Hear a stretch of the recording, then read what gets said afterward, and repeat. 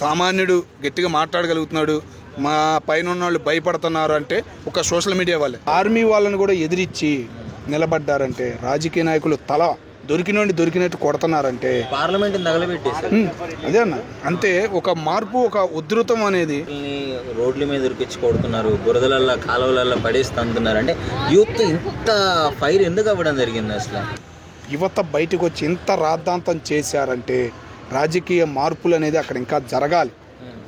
చాలామంది చాలామంది బాధపడుతున్నారు.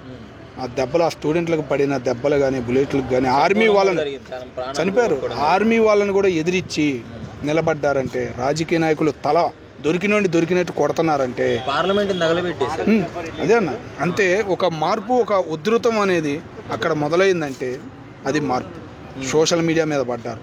ఒక యాప్ వచ్చిందన్న, దానికి రూల్స్ అన్నీ నువ్వు చేసుకుని గవర్నమెంట్ హ్యాండ్ ఓవర్ చేసుకుని పెట్టాలి, కానీ దానికి అది ఉండాలి ఇది ఉండాలంటే కుదరదు కదా. ఇప్పుడు ఒక రకంగా చూసుకుంటే ఒక కోణంలో అయితే వాళ్ళు అడిగింది కరెక్టే, గవర్నమెంట్ అడిగింది మాకు ఇక్కడ పర్మిషన్స్ ఉండాలి, ఇక్కడ ఒక ఆఫీస్ ఉండాలి, మేము చెప్పినట్టు నడవాలి, ఎందుకంటే వాళ్ళ కంట్రీలో యూజ్ చేస్తున్నారు కాబట్టి.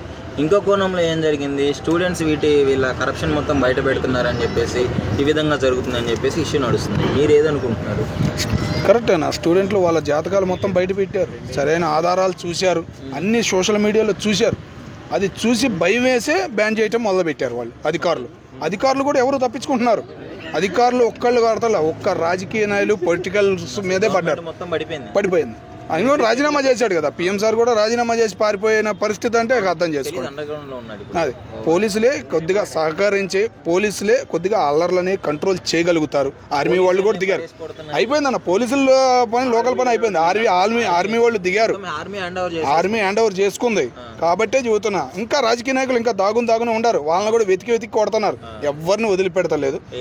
ఎయిర్పోర్ట్ క్లోజ్ చేశారు, చాలా ఇబ్బంది పడుతున్నారు. మన తెలుగు వాళ్ళు కూడా చాలా మంది ఉన్నారు, ఫోన్లు వస్తున్నాయి. పొద్దునే లోకేష్ గారు కూడా మాట్లాడారు, వాళ్ళతో వీడియో కాల్ మాట్లాడారు, ప్రత్యేక ఏర్పాట్లు చేస్తాం మిమ్మల్ని ఇక్కడ తీసుకొచ్చేటట్టు, ఇంట్లో నుంచి బయటకు రావద్దని చెప్పేసి మన వాళ్ళకి చెప్పడం కూడా జరిగిందన్న.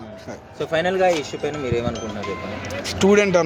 స్టూడెంట్ అనేది ఒక వాతావరణం అనేది మొదలైందంటే, స్టూడెంట్కు అక్కడ ఉన్న విద్యా విధానం అనేది చాలా మార్పు, చాలా విధానం. అది ఏంటంటే ఒక పట్టు పట్టారంటే వదిలిపెట్టరు అంటారు చూసావా, అట్లాంటి పట్టు.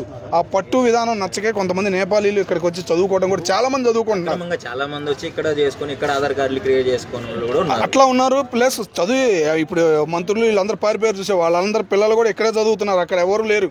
ఒక్క మంత్రి పిల్లోడు కూడా అక్కడ లేడు, అది కూడా మైనస్ అక్కడ.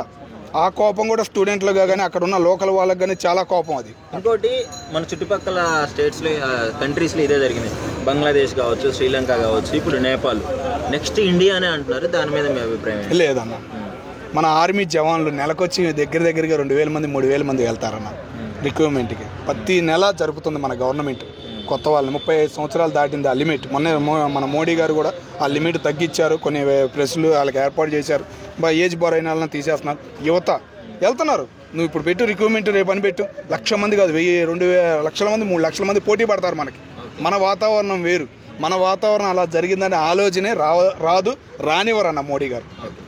Thank you. సోషల్ మీడియా గురించి ఏం చెప్తారు బ్రదర్? సోషల్ మీడియా వల్ల మన గుడ్ జరుగుతుందా, బ్యాడ్ జరుగుతుందా, ఏం చెప్తారు అన్న? గుడ్డే ఉందన్న, సోషల్ మీడియా వల్ల చాలా గుడ్ ఉంది. ఎందుకంటే బయట వాతావరణం, సామాన్యుడు గట్టిగా మాట్లాడగలుగుతున్నాడు, మా పైన ఉన్న వాళ్ళు భయపడుతున్నారు అంటే ఒక సోషల్ మీడియా వాళ్ళే. ఇంతకుముందు గవర్నమెంట్ వాళ్ళు ట్యాక్సులకి, వాళ్ళకి ఆఫీసర్లకి భయపడేవాళ్ళు, ఇప్పుడు అది కాదు. వాళ్ళకి ఎవ్వరు భయపడతారా, ఓన్లీ సోషల్ మీడియాకే భయపడుతున్నారు. మన దేశంలో కానీ మిగతా కంట్రీల్లో కానీ ఎక్కడైనా కానీ అధికారులకు భయపడేవాళ్ళు లేరు. అధికారులను పెట్టుకున్నాం, ఆ అధికారులు అనేవాళ్ళు మడత కింద మంచంలాగా అయిపోయింది వాళ్ళ పరిస్థితి. ఇంకా భయం అనేది ఉందంటే ఒక్క సోషల్ మీడియా ద్వారానన్న. ఆ మీడియానే మనని రక్షించిద్ది అనేది యువతలో ఉంది. ముఖ్యంగా మనకి ఒక అండ ఏదిరా అంటే ముందు యువత కానీ ఎవరైనా సామాన్యుడు ఆలోచిస్తున్నాడంటే సోషల్ మీడియా. ఆ సోషల్ మీడియా ఉన్నంత మట్టుకి మనకి ఎటువంటి ఇబ్బంది ఉండదన్న. ముఖ్యంగా మన దేశంలో కూడా రాజకీయ నాయకులు భయపడతారు. మన గవర్నమెంట్ ఆఫీసర్లు బాబా అయినా కానీ గవర్నమెంట్ రాజకీయ నాయకులు కానీ పెద్ద వాళ్ళు భయపడుతున్నారంటే ఓన్లీ సోషల్ మీడియానే.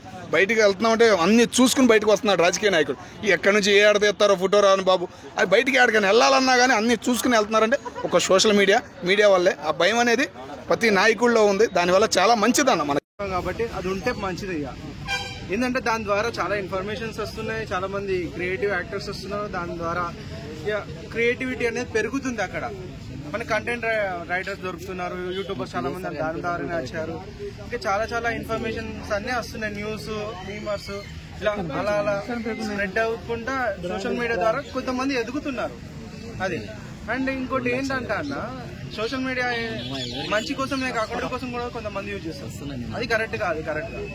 సోషల్ మీడియాని దాన్ని ఒక మంచి విధంగా తీసుకుంటే, మంచి విధంగా వాడితే ఒక బెస్ట్ స్టెప్లుగా మనం ఎదగచ్చు.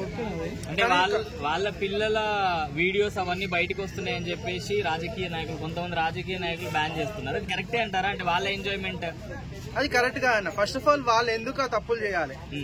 అంటే సమాజం ఇట్లా తయారవుతుంది ఆ రోజు, లేకపోతే వాళ్ళే తప్పులు చేసుకుంటూ కూర్చుంటున్నారు ఇట్లా.